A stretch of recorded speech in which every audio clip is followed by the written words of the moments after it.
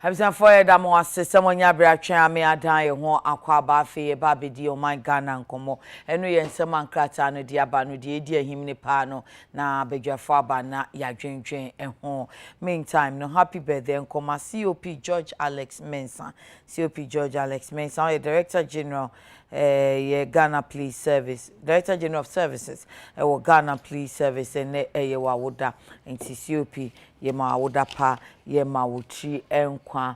And to you Sebastian Kwara of Lands Commission Tema and ye wa woda nti Seb ye ma happy birthday unyami inshallah na onye okese onye wakoma so ade nyina ema wankasa wo blessings na double dada unhu sa nti enye on chepo no non quadruple no emma. Happy birthday to you, Sebastian Kwara of Lands Commission Tema. May that tribe said I say why ye miti ama me fe kama pa. Tribe said was painters na wobe Papa's Pizza. We do Papa's Pizza o kind down ba ku mienu miensa na wafro na wo abronsan ni so. Ehwa na wonom ewon pacho ya fro abronsan no.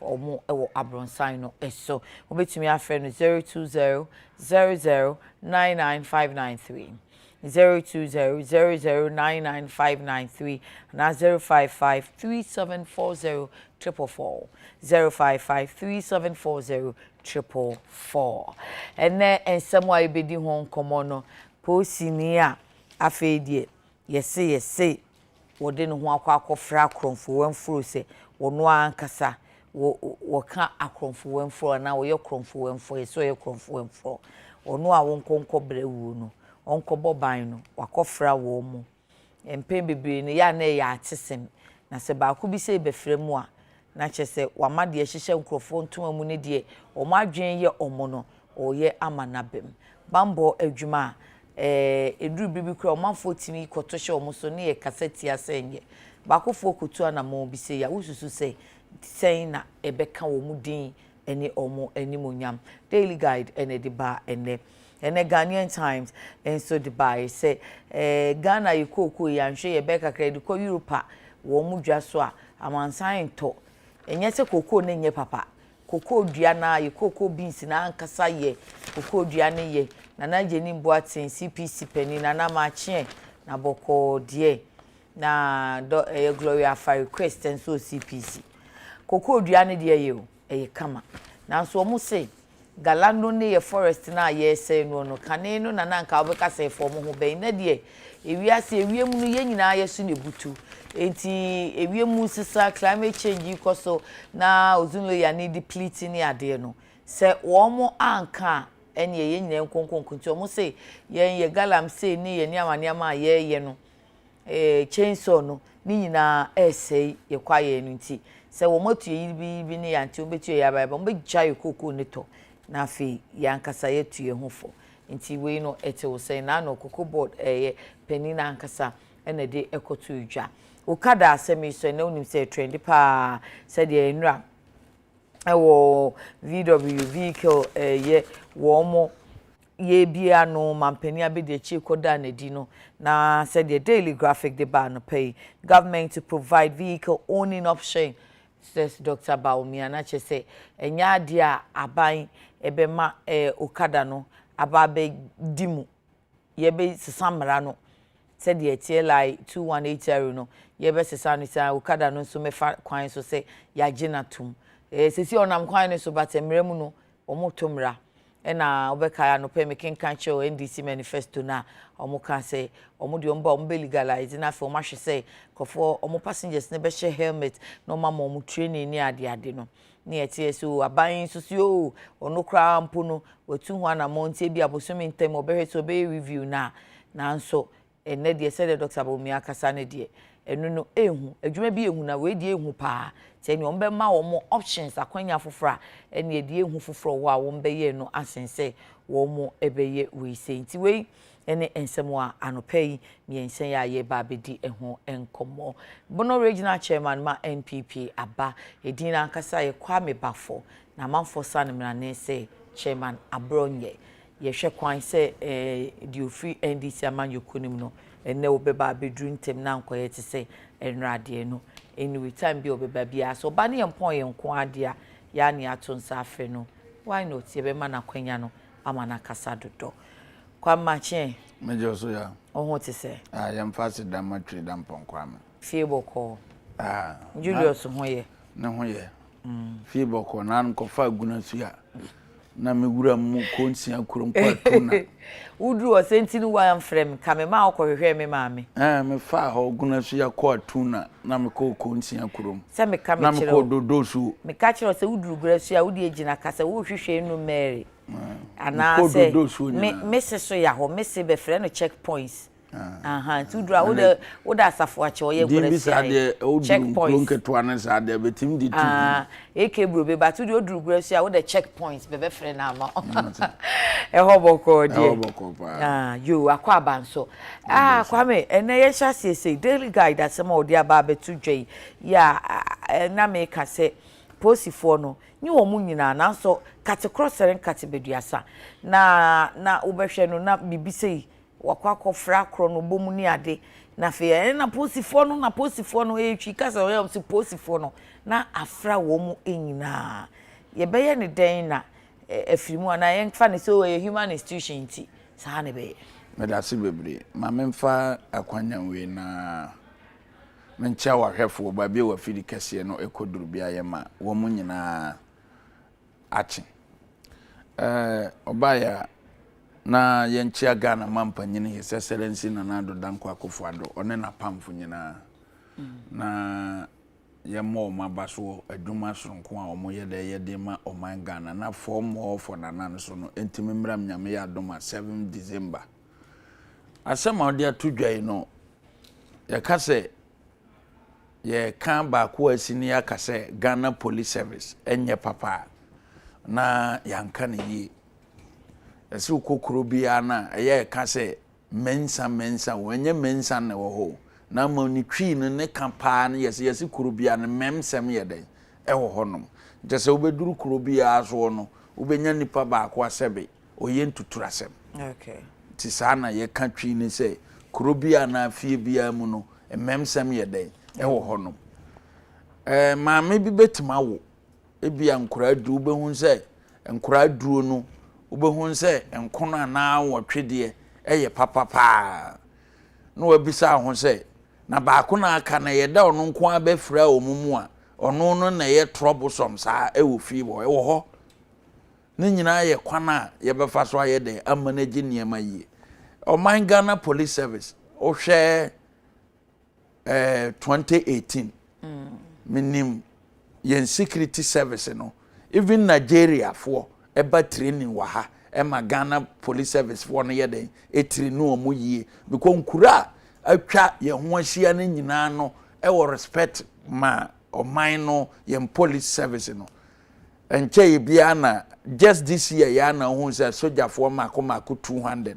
omo ba oman Ghana ebe gentete ye wo Ghana Armed Forces e de ko Nigeria because omu hu say e kwan a oman Ghana ye ni ye efa bambo si ko na kwa nimu yi o hwe ne esi ya wenye de dikan ne ayese ya tese ya chi police ni bi na wakwakoye niema bi a enye den ensem fata ya de ada bia no on daily basis a taiba wo kan ho asema wontimi nkase because of that in Ghana Police Service ne den enye papa na mom kwana ye faso me feel say kwana ye faso ye recruitment ni ade ne ese ye hwe ebi wo ha Ghana Police Service no omo moto ne service with integrity and ameboa you could see say nipa bi dia oba wo police die no mu ankasa no ne botan se mamma se me ba besom ye wo sa nipa no ye de wo honom se mamma se me ba besom na mo me ba se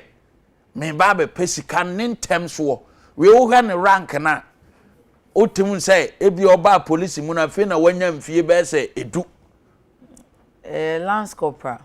What has he? On chair. In field you cried out because yes. About 2 years ago now, attaching it to FP formed police unit. What has he? Until me fans and fiancia and fear what trim or baby and in fian song. But nem tempens, or ya be saying was a buyer. And Roberts ya, there be a 2 or more. wo mu kita AK-47 no ya che dodo na ma ma ba bonten ba be kase polisifoɔ no binum etimi di tuo no kura ma binum kwa han eda dida bia ema an robbers ni binum etimi gina dakam confess say etuo no obi ena ha ne maame ema etimi trezi kɔkye saa polisifoɔ no bia wo mo da saa subambo ne na dia egu service no animase. Okay, Kwame Pacho mo enlisted in 2012. Yes, mfie nwotwe nche say entempe no ope sick money ntem me kai obaya ye wo opposition na police ni bi approach me na me nam sunwa na NIB anim ho. Okay, no approach me na ani breso o mo nyere mo ho na mo mra power na kwana mo de ye fa so nam se papa de ba asema na sem nyina no say ye fa ne police no aye nyiyimu da bia ono de bang no mo de ne tena ye mfa ne nkokwan so da na mbisa ne se ntu ye so se me ame no ka sei mekwa akotena radio so aka na TV so aka sei se dia polisifoɔ no ya chem omo kɔ bang na omo kɔ kwan ho na kwan so dia eno no ye me politician maduma e de na wo kwan so nti ese se wo pesa wo kɔ kwan so chenchena ese se wo kɔ kwan so e de na wo kwan so na me se no nko na ye wo agenda se abronya kwa akokasa polisifoɔ binum de ma mo nkɔ kwan ho kwan de a ene de nto aba ehwa na ma ho se police ni na adwene ekita ne se ohia sika ntem enti sa nipa ne se obi approach no na so okita bantu a oba ya de na obe ya approach no okita bantu chesa bantu na ekita ne na ya approach ne ne de ye betema convince no any moment say onya ne ensem fata ebasa enyere emwa omanchichire ebiem the moment asa news we no ekoso se oman police officer ni ya ye ni ya che no yeso kan robre hu ni ade we u ba ye 2012 encheye wo ye waduma yi a ye be system na ankasa ebetima boa wo uduru rank binu wo no ye waduma yi a eno no kura timi di sika ye ne eba na the moment ye nya news we no mo ekọ animu se o police for years no obaya and attract investors say o mine because investor be from anone ba ne so oba ba invest o mine num na di sika bebre o mine na ne o mo hwe pa edi kan ne say o mine bambo ye den etisen o mine bambo tesen ansa na odi ne sika ba be wura o mine num de ye adwuma na odi wura mu a ne say adwuma ne ba na mabunu so be den ebenya bia ye den aye na efrase yenya bad news say police officer 2012 na recruit wa fe na wanya mfie nwotwe ebia mfie du ikura mfie mienu akai nka obenya appointment bia na obenya promotion bia bebo mo adwuma akoso no ne wakwakoye one agu police service animase agu Ghana animase asena agu wabusua ankasa animase ebia make say you are the breadwinner of the family wona abusua no you are the only person wanya akwanya kura na ebia wo ko police service ya wani ye den abusua na ni daoso ne wakwakoye no enti oba ya ne mesere ne say ye koye nim no ese Ghana police service no regular training ne workshop ne kasachira ahodo no ese omo factor in ewo omo programs mo because we fab o mine ba bia police fo ne ehu omo soldiers fo ne de normally ye no omo ntanyere entna dada setna sa ubehu so omo ba na bibi na aye den asie na mo police service ne de ye hia proper training proper workshop proper program de ama emra tuturo mrante na afi na omo ba ne maba wa na omo ba normally man kura de entimi nye sa de no because oni akukuduro to do it what you say entini abesere say Ghana police service ewura opombo anu ne pensu e de program ye program ebe boa dada training ene aduma ne emu kasa kire ne ayini betima ma saa de no eso aye den atiye ba de nkase ba ku we asini ntina no chese Ghana police service nye den enye obi ye fa obi aduma opombo anu ye fa na aduma somewhere 84 waboma aba besi ne no de adi ni IGP no ne chese service with integrity no de ye den odi ye aduma wanfa nya aduma ko nuru sa mpempentuwe nti emrante no hu se do mbesi akonda to omo ho so far as they are in the security service. Ora Anthony Nukpenu ye Greater Accra Regional Organizer Ima NDC Amanyoko no waba bedru. Onyene akwaba. You bro. Oniaba. Kade obetumi akan. Yenua. Enua no. Boko de. Obo ade adum. O ye late kitwe bi wanye kese. Waye kakra. Traffic chim kakra. Omo fancheme. Yeah, na next week wesimuntem. Bachomate. Yemko achi ye hwe na daily guide asema wo diaba. Police grabbed for robbery. Esoma wo mo som yen na nansen amanfo ani san wo mo na ye kasa yesi na police fo na ba akofo akwa yesei no ebebua adwuma na animu nyam nyam that's na me di nchiama ahwefo ni omamuti nyina ene yeso ayehia studio am chiamu nyina na ma chiami Franka Tuni na bedechi masanya me nhyira ne mpaebo ama mo bebi ombo apro nyina. Okay. Let me say a way I had to say somehow an annual ritual. Say, I feel shasia enkosi we ye my auntie say bamboni bi akodi nsem boni bi a ehun beba asem. Na eba no sa say o kase bi say abeba ku na say abenkwan. Sa na say police for. Nso nipa no odin. Nipa no so wo title. Say bi o Sergeant Kwame Mensa na Sergeant Kweku Menu. Yeah.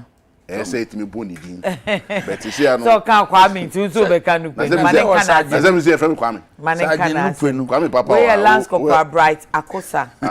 Fine. Yes.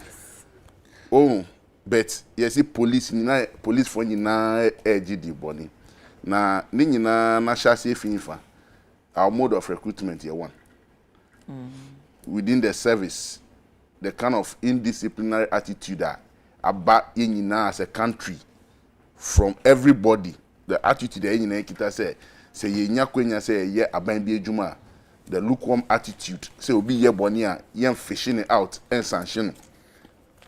For some years now, my study who say the kind of intelligence I nya efa recruitment as an efa nipa eko police service and other things no.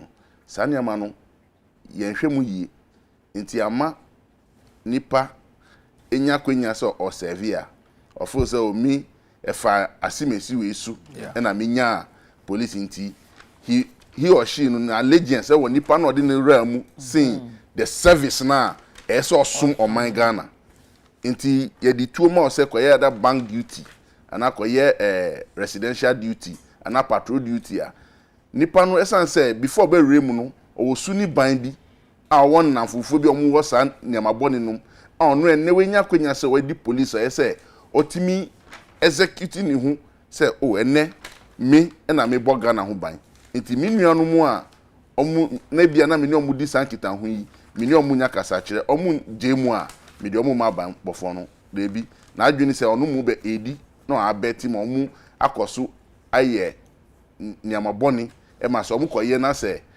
bibi ba ya sama no because ebi mu ra police mu adwen a eta na chi say obenya sika shiw e mo no so da flash cam esi dan aye sanema somewhere in 2015 or 2016 na branch bi onyakwenya ko fire service no one day morning oba me ho say what is omu ye police recruitment is onya anka memboa no na onko police ambition say na nya fire mu no wo no yes adwen be na techi no so fire there dum je dwumei brea na police die onya ko dum na say onya MTTU a okaya na makuma me say me so mi mu say enye bibia nka me dade be bo akwa weti ma na ewu sese ya adwen a wudi ba me won say onya police corner say wo ko MTTU a extortion yeah nti enye so person sum oman bet ono bebi obefa enya sika nti we nyina me kan akosi say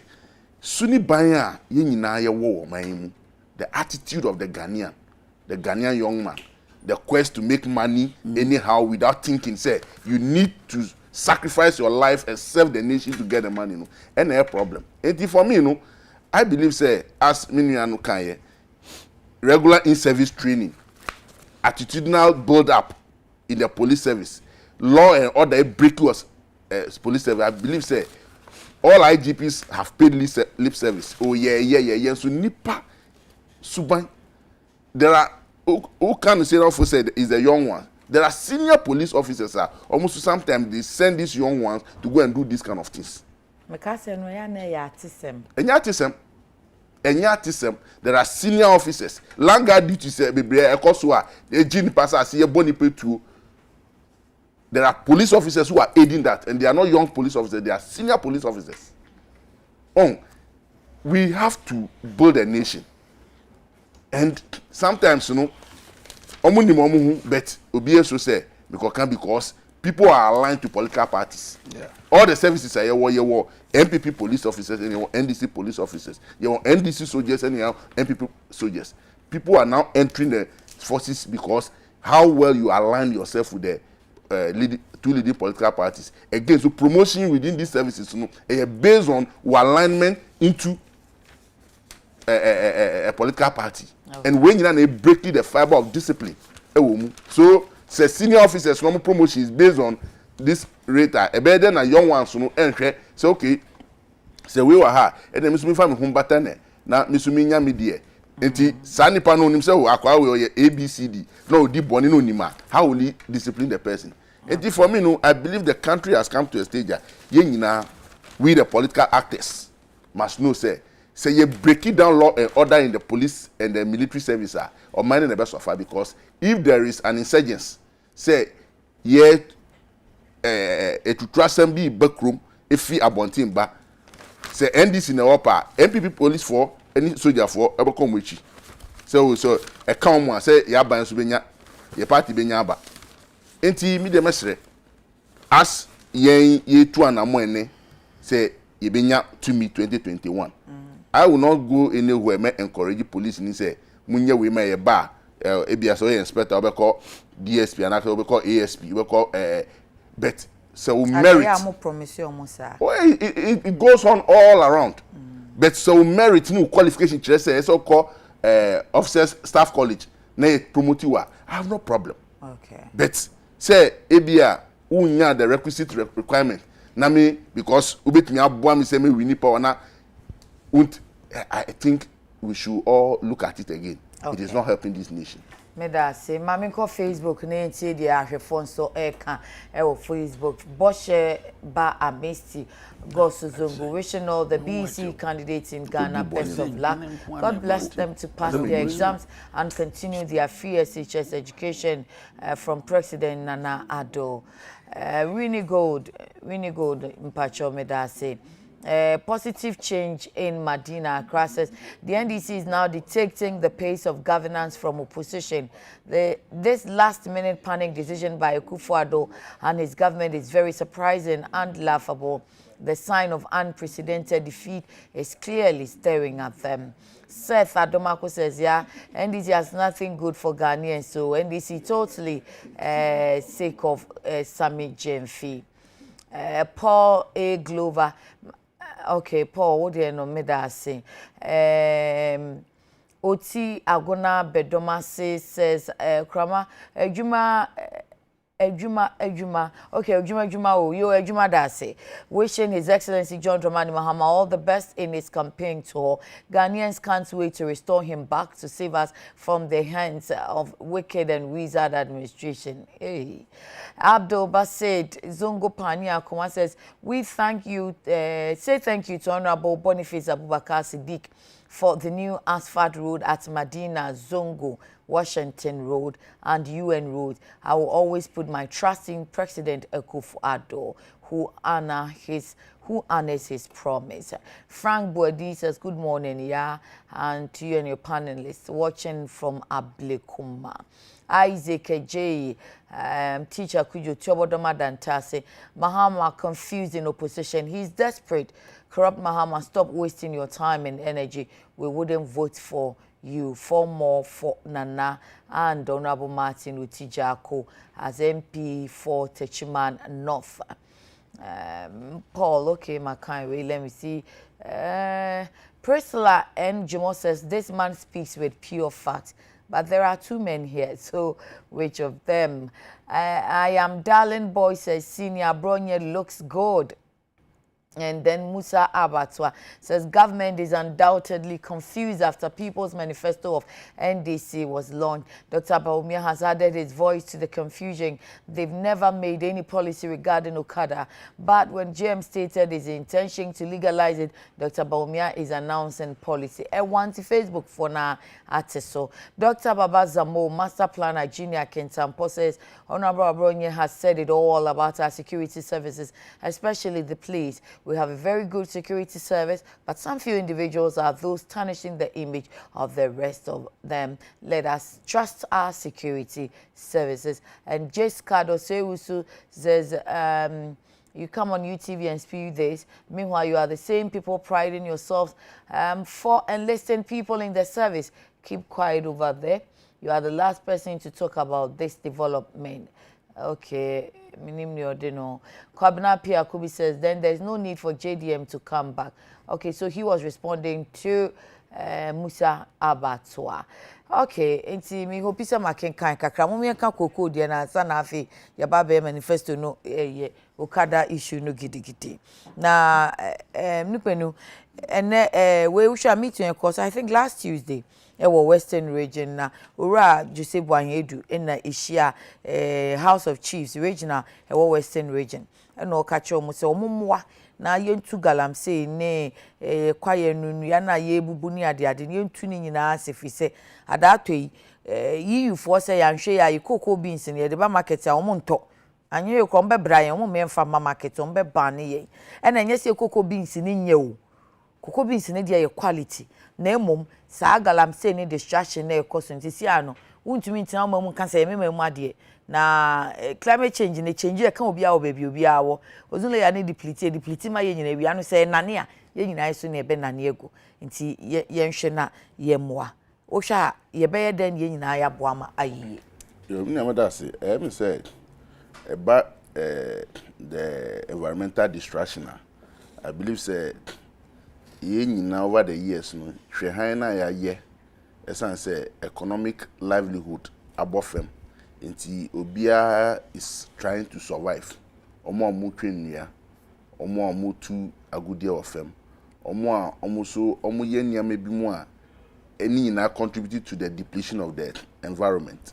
Na minim say when it comes to even agudie to there it has lived with our ancestors until ena ye the excavator eremu no na abemma aye nsembebri na ohwe omo tu agudie no in this quantity who quantity the nketwa small scale and large scale. The so-called small scale mining with excavators. Yeah. Because small scale mining was supposed to be done within a certain mode pick and ass and this animal. But with excavator, surface mining. But with excavator, they cannot consider it as small scale mining because Newmont, ni Anglo Gold, ni omo use excavator mining. Okay. They've gone to large scale or medium large scale. Okay. Because we share hectares are ultimately depleted within a month.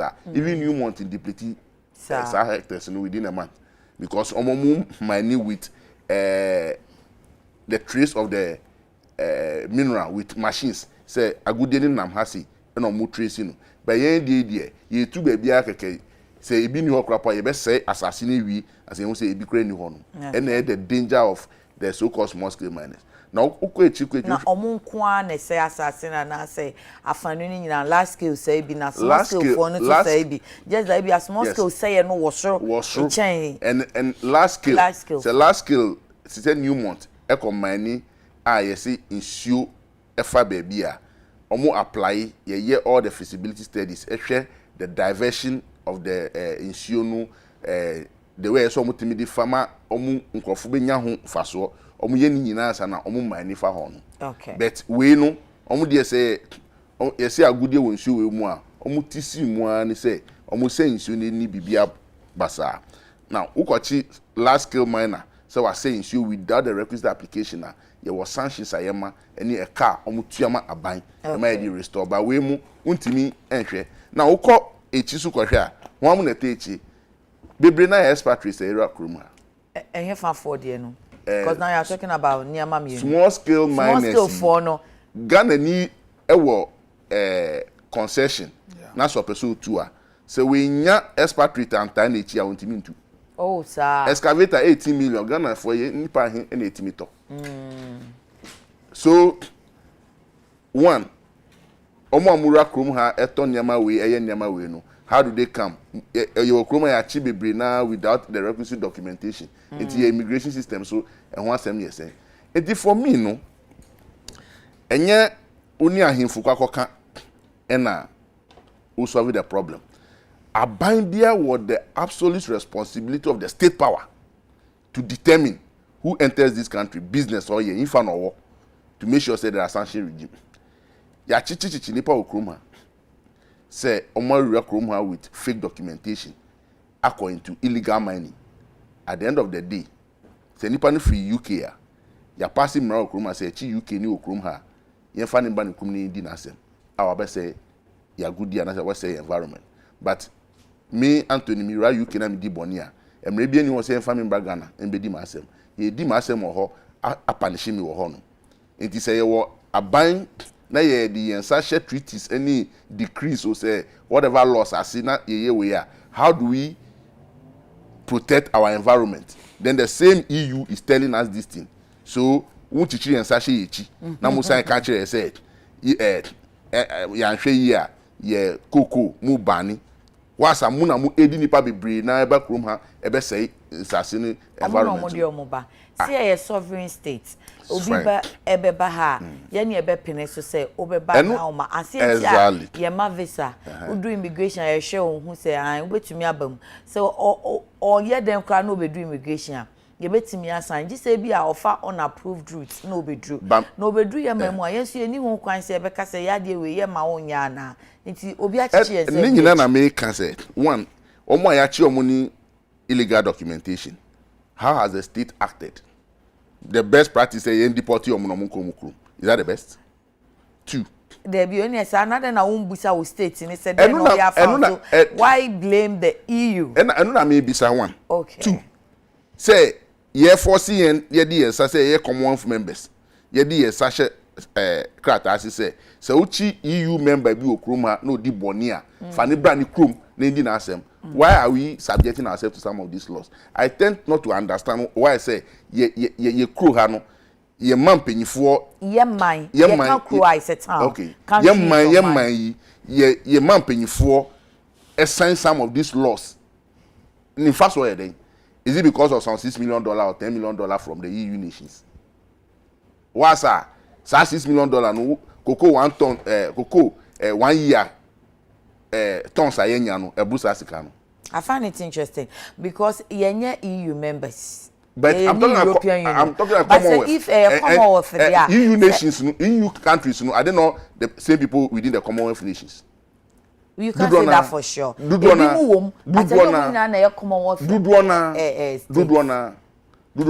we did the Commonwealth okay easy for me I'm here to avert myself more with the Commonwealth laws. Ye wo mnu faso bank ran na yenya. Ti yentwe ho film. Why? Yetwe ho film a Ghana bebo. Easy. We ma bia no ye super ye den dan ho ye ho. O anhwe a obeka sa metwe me ho film later o se me de me conditions ba na akoye break. Me no obobu sua na se me nya ho faso a why should I continue making friends with you? Yep. O ji di say ye nya faso. In a year na di maybe some $30 million be support your budget and no na yen faso na yen no okay then their member country citizens e back room be din sem ne ho sika ye bono eso brusa sika no in a day nipa hin and apply for visa UK and France embassy na wa hwemra ni mu ye de you are certain of these things you see I'm here to avert my mind to most part of the loss. Okay. And just say, what are the benefits when you join these nations? Okay, thank you. I get it. For me, no, depletion of the environment. I said, yeah, fine. And him for be or mamba was said, yeah, say, who environment? Who can me, kakra meaning South Africa. Uta assassin. Before bed draw assassin also, I started projects. So we nya all the municipal documentation. And title Yechiwa is about 6 years imprisonment. Wawakota assassin ya toma amount before bet 1 hole say Yechiw even edua wo fi na so person twa wo fi one ko G municipal license omo ababa be kire how you have to prune that tree but unim se samra we nyina sa na tie wo Ghana it just that be a criminalizing intia but Ghana Ghana obesi that say this assembly ma exactly a criminal the lip service okay essence say we are saying decentralization but the power to decentralize is not within the confinement of the operation. It for me, no, right. I believe said, ye nyina yen hwe den e nya fi kokoo mu asase na ye se no akoko hu beba ye be ba ne no because okay. Say no somatics say nipa dodo na etwa kokoo tree egu because of a certain disease area some of the areas. It telling you said we are going to lose a lot of tonnage in the coming years because cocoa no equals through about 1 million tons in 2011 or so no atiaba fema asa kosru kakra.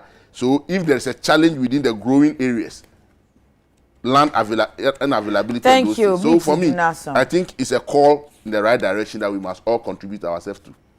Kwame Mintewe yo baya medase bebre eba protecting our environment ya eye oman ni nyina asede se yehwe na yebo yensase ho ban obaya okọ amanone a mekai na mefiri Düsseldorf eko Belgium be se 6 hours kwan na metwae no me hu forest ne sa te se ne ofiri Accra eko Asante region na me fa forest ni mu sa 6 hours ntimbisa me ho se abrofo na omo ba ha won be pese Ghana fo ntwa ye nua na mo omo nko no sa omo kura de kita forest ye papa ye den e chen ho na menya adwen bi se 20 years time abrofo ye omo wo krom ha omo de ye take yen chen yen wabredu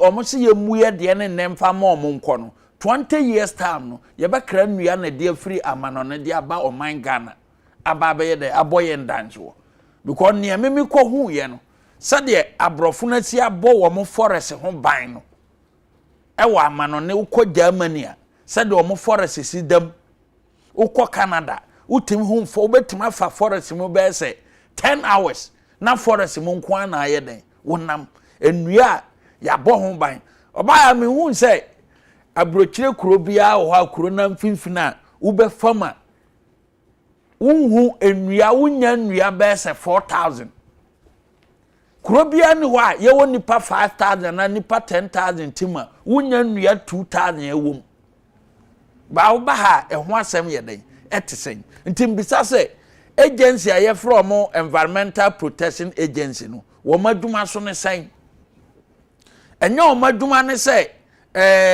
wiemu besesa na omo ne meteorological department aka bom e de ho asem ye den ebreye protecting our environment ne ya de ye de bo because I say environment na e man ye asase in particular wo say na one e kom na ye den eba okay and then se so bia ye de ehu sa wo ko obaya ba bia amanfo do omo pepa eye galamsey na nkasa wotun sa area honom no aduane board no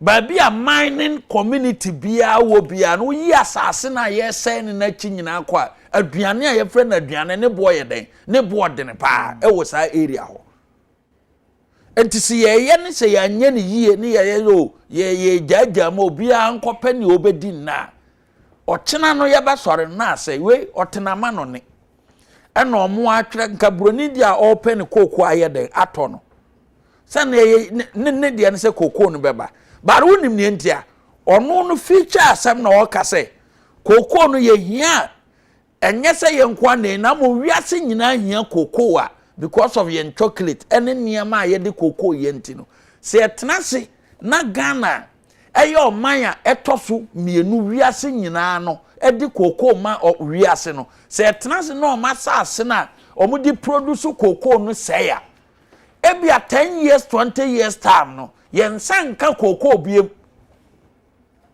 na ohwa nka esese omo na beba beka we ya che ya na ena me ka se ye mpanyimfo omo deda no ye o Ministry of Lands and Forestry meboa wo ho wo madwuma no se lands and natural resources wo madwuma no se nsase ne ye bebo ho ban ye wo Environmental Protection Agency wo madwuma so mbahwe se ye environment no obi nya den enkonkose no okay enti broni no chocolate na cocoa no mbeto wa no hu se so omo ne Ghana anka ne yi a ebeduru baabi no oman Ghana sase a yede do cocoa a ewiase nyina nya so mfaso no wo mu nya biem ebasa chocolate na cocoa product ne bo ne beden ebede because Ghana antiman produce cocoa sade European Union ana mansan ehwehwe na e kire se metric tons na say omunya omatimi di bia process na oyanya cocoa product ebeba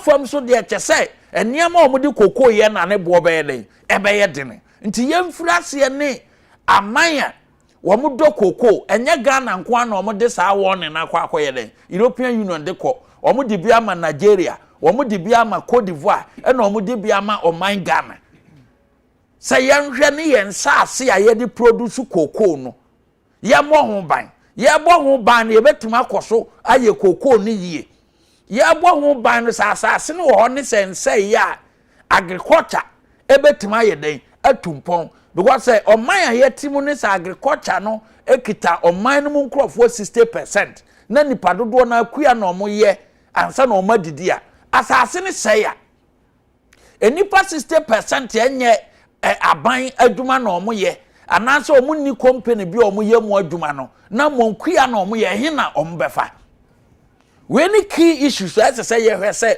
oman ne say ba protecting our environment ya as say kwambia ye befa so oman what that say ye ba apply force ne ye dia protect your environment no eno na aban ne betima ya as say aban ne ye den eye because say apply force enough and say you say start say fight against galamsey say koye chikra honorable Nusafuseni na breso eno share fight ibiase maba mwanto aso nsemchofo asomu media in the fight against galamsey and so still yetintimumra ebra chain so if you say na no openi bo an eduka say we no ena Western Regional of Chief Titinani no Oja ojibi e kan say nananum no maye din no mo hwe mo na omote ho omokra kwaye omokomu e asem omo ho abehya na obi di ne document aba eno an say me go me permit me ba be from the environmental agent or the lands from wherever from the statutory bodies afa say ye wie ne esan kwaka che nananum say mommo ye na ye nkunti agalam say ya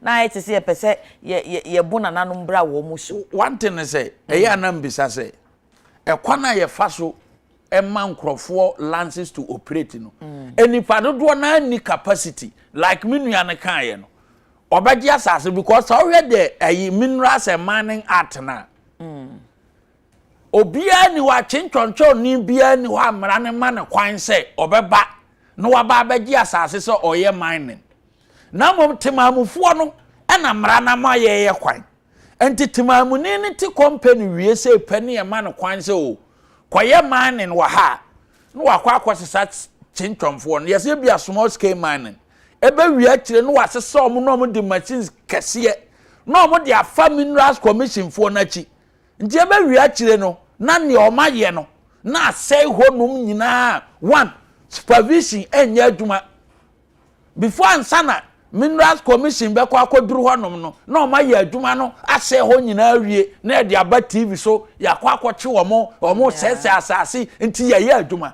enye TV so amokwache nipa miensa bi di ba ya UTV be yi ache na kire se mo aye de adwuma na hye monsa other the lands and forestry the minerals commission and environmental protection mo ya de day one a wo de lands se ama ya akroma no ese se o make sure say monitoring any supervision be ya adwuma say nchihye wo mining lease no so no eno na ya akroma de ya adwuma na okay se yantima anya ne sa obete yesi yeseye nsuo yeyese ya the very people ye de omo issue lances ne maame no na sese ye brem omo because omo monitor nya den enya adwuma supervision nya den enya adwuma ntimi fi se call we na omo de aba no it's a good call for each and everyone. Na yebetima hwe na yemu adwuma yanko Facebook umrana afi yenka okada na yemu ye ketemu nkwe. Martha McBeely, good morning mami, please help me wish my dear friend Mrs. Juliana Mensah happy birthday. So happy birthday to Mrs. Juliana Mensah. And Martha McBeely is wishing you all the best that you wish for yourself, long life, money and all the goodies. Yao Osankide says Obaya, good morning. Dr. Baumia hit the nail right on the head. Ghana doesn't need the legalization of Okada business because the risk involved is very high. William Makuto Opon says we need to check the recruitment process very well. Talking about the police issue, the policeman that's involved in robbery. We need to check the recruitment process very well. Background checks of them must be scrutinized very well. AU Farouk in Tamale. Tamale North says that good morning. The NPP engaging in ridiculous and being inconsistent in the Okada regulation is nothing but a cluelessness and desperation for power. The next NDC government by John Mahama will legalize Okada operation. Antonio Bing says, team Don Pino from Malam says, I get so scared and worried anytime I hear anyone in our security services has been caught with armed robbery or caught in armed robbery in any operation. Are these not those supposed to protect us? We must watch the sort of people we recruit.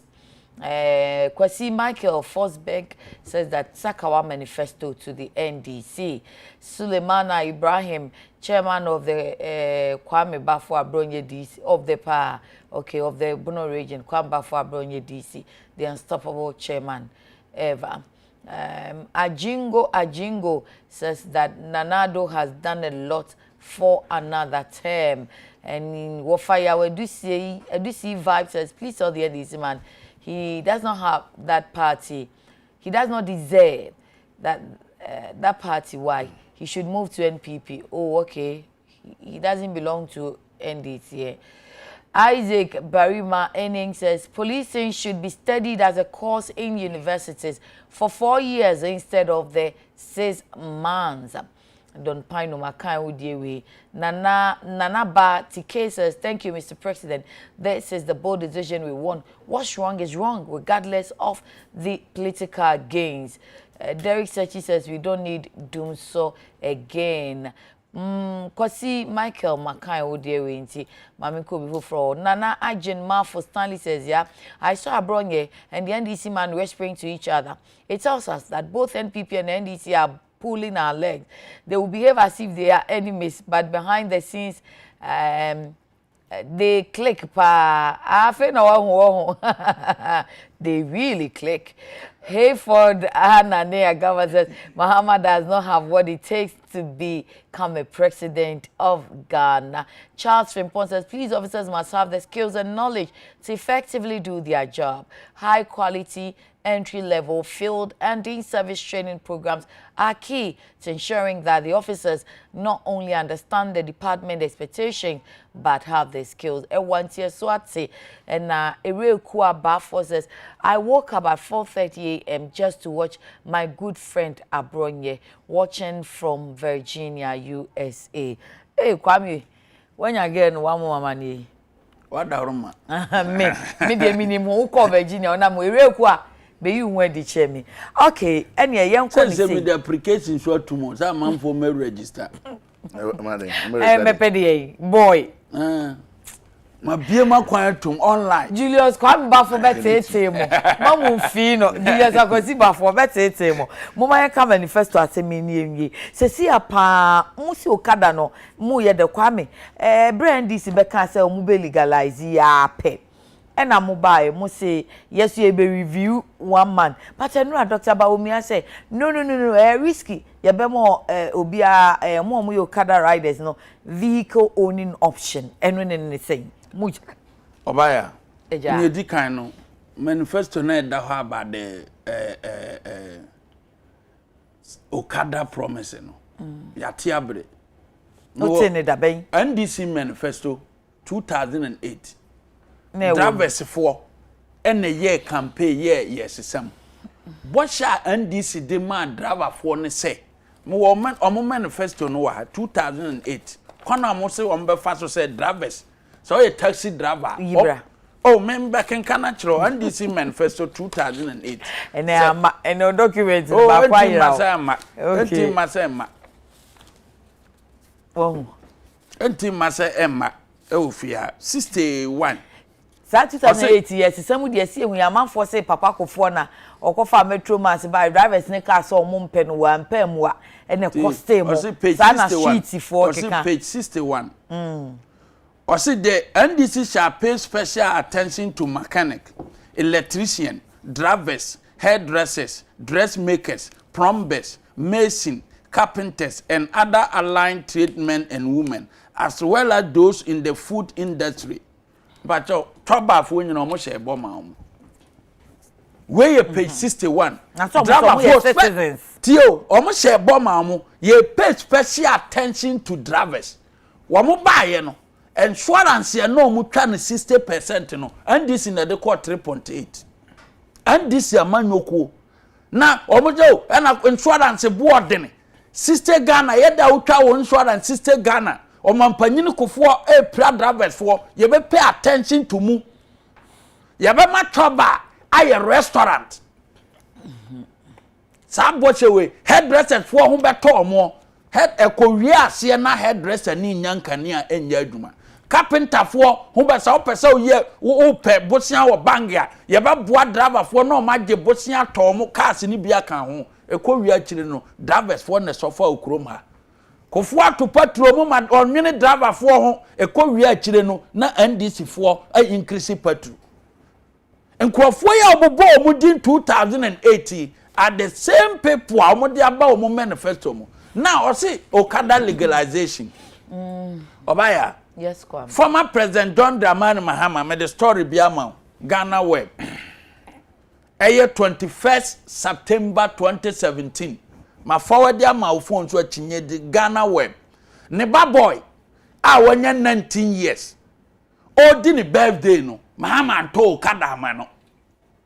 Na se ko to moto Okada ma no. Ne ba boy na o di ni birthday o Dubai no. Sharif Mahama. That was last year. Yes. All some previous year because it's 21st September. We are going to birthday. First one, no.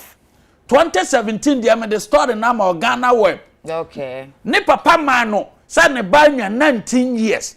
O man Mercedes Benz, Baku. O man Range Rover, Baku and ne bosom. Latest one, ne bosom $450,000.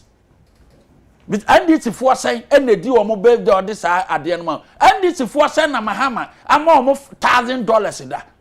Ghana for saying almost $1,000 in that. What's in your can I say? But me about me can't. The obet me can't talk. The only thing to car, so the obet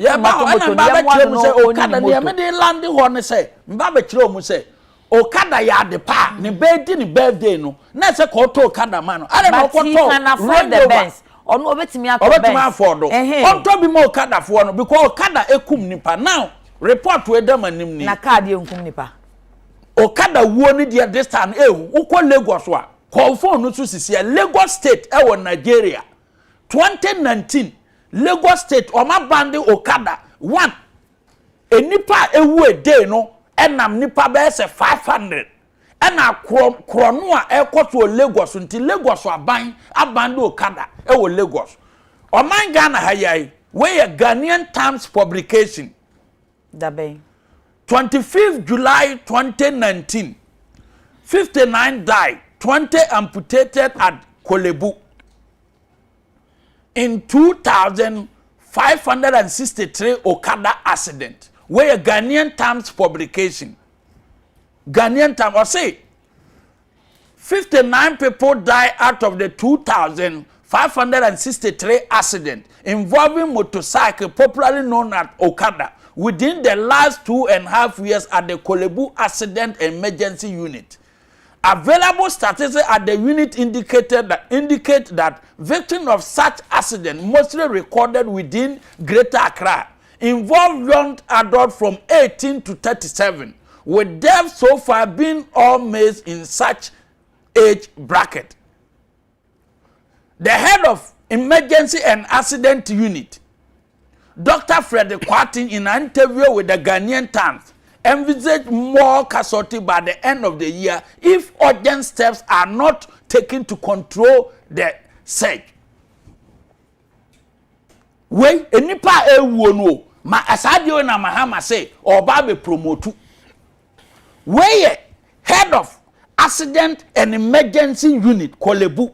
Osi nkrofo a yetwetwa om na no Kolebu nyina no eyo kadafo ye obi kwa adwuma wagina okada kwa adwuma no niye ya ba fre wo fie ni se okada no de na kobo ye twa ne nan wawu enipa 2553 Greater Accra how akoda afọ mo edo ma boho mo tia papai omo ye twa obi nsa ye twa obi nane we na mahama ebe promote no kwa ma musa kosamienu we ya ye ntientie ma me bre nti edi nkan no sisi ase okada no ye efa obi se wo te ode so private one se ubetimi afa wadamfo unji ni ska wafa no your private one still okada but enye adwum enji sika enye commercial eno de enye problem but say wafa abrantie bi onu twi bi ewa abontin na oji wiska dia hey okada enye moto yusu na enye kra anasa omude ye adwuma ji sika no na ni ama na ba say one me fa ya akroma na se me de wo kodo me ho a enam se me nkoma mepe obi biemu mfa ne ntino enye sika adwuma na me ye no me to me bokofie ekokoduru fie asundwiem na mo okada ni sa wo de oka nam sisi a unim se do musi behave a wo be ka nyame so nokora so okada ni traffic asokora no overtaking ahodo omo ye because me na mafa ya akroma na mde ne kofie he na me pentem akọ na makwa koku ya akroma kwa no nam kwane so wo ye den differentiating who say we private one na odi afa na damfo na ania na we commercial one say contemporary me okada hit me da na obi tito what you say odi wa hit me da yenim how okada because me gina ma obi atwam no wa yi afa ho ne me hu ase me nkyempan enti nipa ni sifrika emma na omo ride no na ye problem ana so say sika no because oye sika adwuma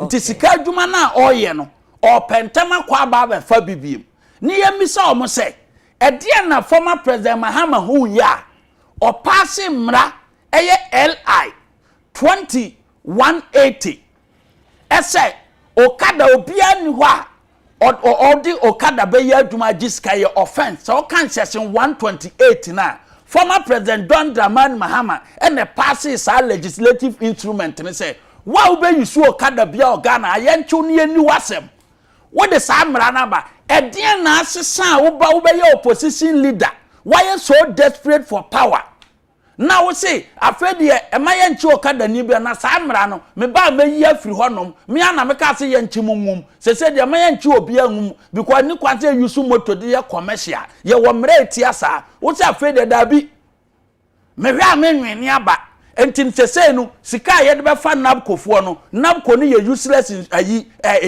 institution entin me ba me twa nabko mu because hu hia university fo aya fo maduma omo ye no me do ma ama hia me nti me twa enumu na ma ye okada mo what you say MPP fo ne kan ye say move so mo be hwe na mo review na ananya mo na mo kan Dr. Mahmoud Bawumia aka sisudua plane say ye asambo ka wa ha andi sika so mbe ye bi wo mo manifest 2012 month man ye na do ka say ye ba ye benya ba bia ba asambo ka ye bohye aga na fo nyina ye VW Passat ne ye hu samrantie we nyina no onya aka etwi akonkoto okada ema ne na ntwa enti samrantie kwan ben so aban ne be ye ne te se ne ye boa ayi private sector wo mo set up one district one factory te se kasa di Europa o processing potato ayi central region akumfi juice no aban na di na nim je bosia e de man no enti samrantie we num nya ye ma omu nwo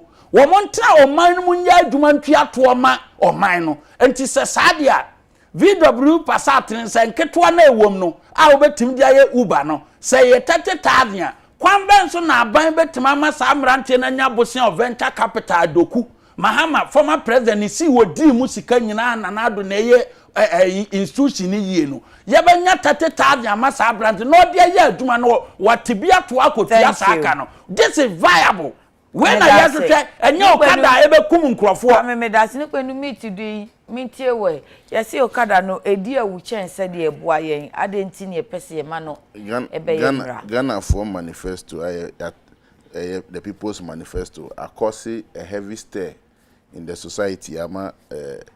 My good friend Abronya is barking like a dog this morning. No. On a lighter note. Oh, they don't use it. I'm begging you. Me there are some things. Language. Kwame me there say. Pacho de yenyi. And now first time we share na album so. He kwa kuwa he ma chen wo ho ye. Na wa ma no hwe bra ne ba on de obeye me. My good friend Abronya. Easy. Onia. In the first place. Yeah.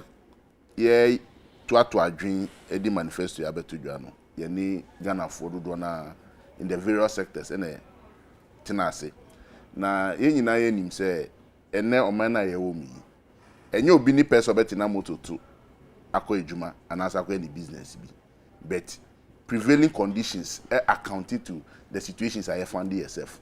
One, can we say the kind of roads I find in city center is the same as roads I will call just Amasamaha, and I will call Shalaja, we call Tema Danfa, we call Shao Sudoku. There are places that untiminya car and funny panko ni fee. This a moto. Before Okada yi beba somewhere in 2002 Ebano. Nani yena nanum ni maminum. Omu be didwa ewo dodoa omu 19 miles ansana akọ ebia sota ana odumse echi obi be didwa wo asutware a obenante akọ kasunya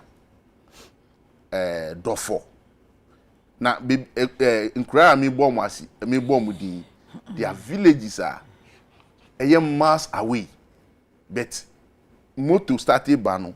It was aiding these people to now have some reprieve in their life. Now, it started from these rural areas.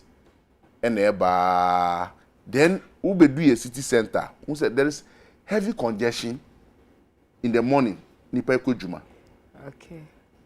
Yen bebrena ye back mu studios every morning. Sometimes ye park ye kafa moto because yen person be ye late. Ekwane choki untimi yifa hu bebia we yifa so na police chiwa problem. So sometimes no you find a comfortable place near parking near ya jumpy me no Kwame Abronya hotel watina moto so several times across studios. But look at his attitude this morning. As if say imranti a omuye ejuma we no omuye aboniyefo krom ha enye se so omo so wa kamranti na asem okada Kwame mesho ye odi amrobri bemu osi in Nigeria a reporter show say boni ekoso no e okada. What was the reference or the relation? Obasa Ghana answer that instances a man for obi timoto so no ahwim obi bag ti a man for aye that argument in pain. So you consider all these things and you say yes you are passing an ally to restrict the commercialization of motor, but the enforcement about challenges. And as our industry grow day by day, call DVL in a share registration of vehicles as against motorbikes. Say what is accounting to all these things. Now, and your motor no moment doors. And I make us say motor registration doors will say cars. Cars, okay. So what is accounting to it? Your bank managers accounting for the rising more motors register. Okay. You even move media for bi mu amatoto moto amankofo twi. Your bank managers, your police for, your soldier for, your politicians, your MPs, your assembly members, your DCs, your ministers are to talk to moto amankofo ye ejuma we. So what kind of ostrich are we playing in this country? Nti eye ana. See me, I'm building a point. Yen legalize it. We have, yes, yen. Eyade ya bonifusem etiam. Abonifusem saying.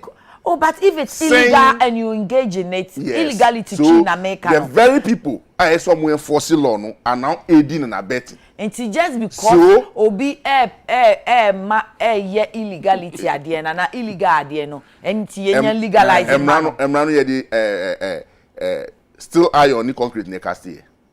Ye depend naturally. I get to ask the questions. Me say yes. say adie no ye illegal. Now for 4 years the people's manifesto before you know is calling for legalization and regulation of the Okada. And that one day, Okonfonso sorry, I can say then legalize stealing because people are engaged in stealing. When you do this comparison, you are not being fair to yourself. Me. What are you talking about? Then I will come. Then I will come. One day the law is not that stones. It's one day they legalize it. So I'm asking. How can you compare commit of people in transportation business to be our free to kukum nipa pisca? Nina ya illegal. No. And I will say you legalize the barco. Yeah, ni etintim right now say it's not the robbery audi banu and no by nature is an illegal act from Nyankupo. Okay. But obi twi moto efa nipa enya ni dua na edi e bo nipa so ma say on nanti no enye Nyankupo ho na free say illegal. But boni munato ashawo robbery. Okay. Those things are God's own Nyama on per se ebe wiase. It is some argument na kofu ye say ene legalize ashawo, yen legalize robbery, yen legalize munato so no. Sa kasa no man jaika. Oh, ye natural law proponent Matthias ye. Yen jaika enye. I get me. Enti for us no. Okay. Ye who say industry be e no. The best way out is to say yen fa mrantutu ho. Na yen designing how it operates. Now, what will be difficult for Ghana government say, okay, me yi mrani free ho. Okada say me developing a path. Say we have existing roads. Say 2 lane. Say 1 lane now. We are constructing an existing constructing 4-meter lane purposely for motor riders. Is it doable or not doable? It's doable.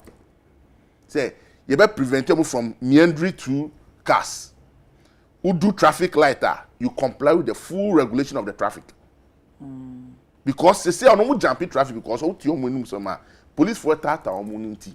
So, okay, you are designing route, who do traffic, you comply. Again, there are certain. You design your most special routes. That is existing routes. That will be part of the regulation that should come. Okay. Because you can't legalize and say they should continue meandering through cars. Okay. So, Ghana government must find money to design along the routes Okada for apply a 4-meter lane for only motorbikes. It is doable and it can be done. 2. Say Okada, there should be areas I saw apply because for me, I will not be looking for say Obibe farm motorbike a free tema apply the highway to Accra. For that one, there should be restriction. Because that is an international highway and you should not risk your life on it. Are you getting me? Again, what will be difficult, say, to forestall and also to curtail the robbery aspect you are thinking about. Every Okada rider should have an app. ICT should develop an app to monitor this whole you fix it gadget. Oh, who renew licenses every year, no? There will be a component that an app. Maybe if it's 6 month expiry, 3 month expiry, say annually yearly expiry. So that baby who movie biano, there is a control center that is monitoring. So odi bonia. And as of fact, obi na se odu bush bi na se wakoto ahye nipa no so atuni mu na so wiano. All these things is not doable.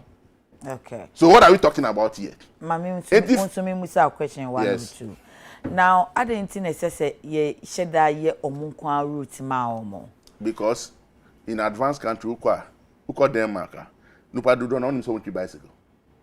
They don't ply the road with the cars. They have designed bicycle routes.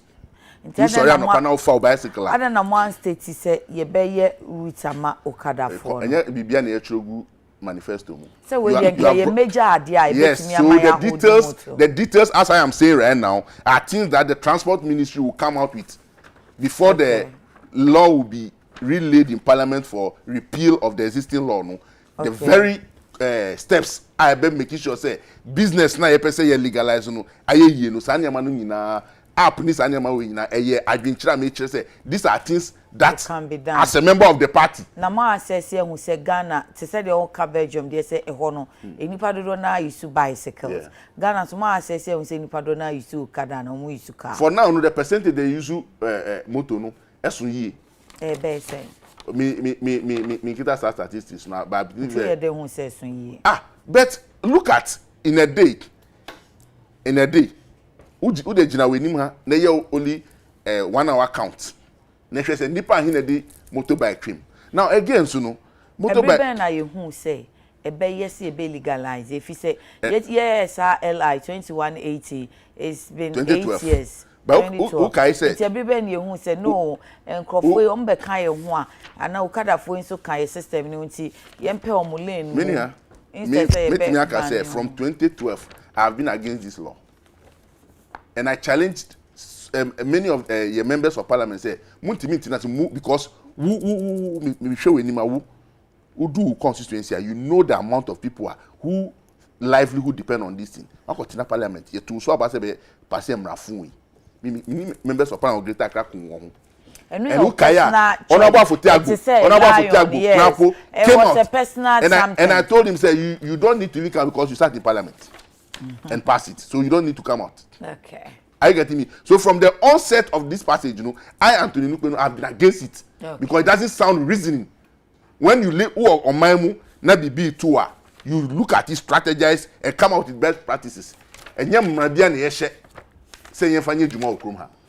And Mrabe Brene Gukrumha. And for me, no, I believe that Mrenasu, say one, Yeshe Nipa a year yomu, Yeshe Nipa Sitinemu, Yeshe economic situations. And I share in kron a kwan ni ho nipa enanti aebre we and a bomb hu bra enti say ye the nipa ehwe wona se nipa epra nipa ewu then they say ye one effective training thank you say ye training omu enya omu the requisite gears so what can 2 minutes all those things are things the NDC government now who can say you me that what's up Bruce up 1 minute now so aje 1 minute and me for 1 minute run up now we then so we are still be bisa phone ti we dey me anya ne balance we ba now we have na what can I say we manifest 1 minute 49 59 I no for fasen ne kan ye be ye okada kwan dia ma omo no ye ti kroma na former president Mahama omo so omo dia ya lolo basis ba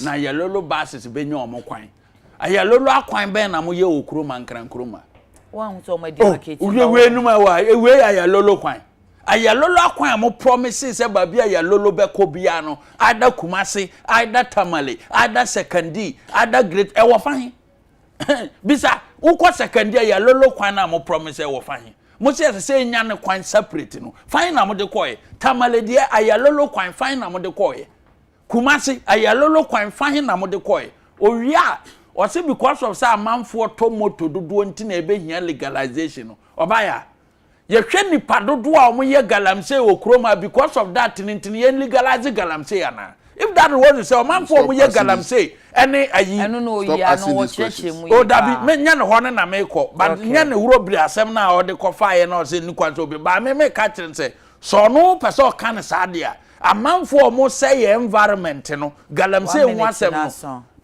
eno so yenye legalization to omo ni basis Mahama na ama ne mantwi. Thank you. It is not about Mahama the mantwi. Minia asemiye dia betudwa. For now no we have won the heart of majority of the people in this business. Muna mo muhuni amoka enemu sisi. And for me no ye ni MPP ni argument o. Ye ni Ghana fo etu aba no. Ye ni omo na edi kita ho. Na me gidi say asema e dia kokro Ghana for no atiase okada say is it who share NDC manifesto mo a obi a oni chefa wo uko dwadifo a omo chefa wo that is what concerns them uko transport sector ye wo ehyenkafo na ye wo okadafo obi anya ni chefa obi ani boato ni yem uko artisanal trader obia yes tax exemption within obia 280 mu kan na kuma to ni yem. You see, if a few luxury people in this country feel say and now to cash a pay mu enti obi ni hu hia wa, it's your business because you and your family kuma ebi mukura muntu aba to do a mutimu fie muntu. The majority that votes is what we are determining the future for. For me, 2012 tax incentives. I believe said the NDC has spoken 1 minute loud. 2012 more promised tax incentives. For Akumaso. Mama one individual na company tax. MPP 208 more tax incentives. 2012 more tax incentives. Then they put it transport transport sector statement say oil consultation on legalization. It was done in 2019. Talking about? It was done in 2019. Ghana foi yeni mo di nkita. Mo good the transport sector. Mo driver for mo sempa NDC for say mo ma mo nya Ghana for nyame shira mo say mo agi atum NDC say omo ba we driver near media ma wo nya aduma NDC be good driver for aduma. That is what they doing.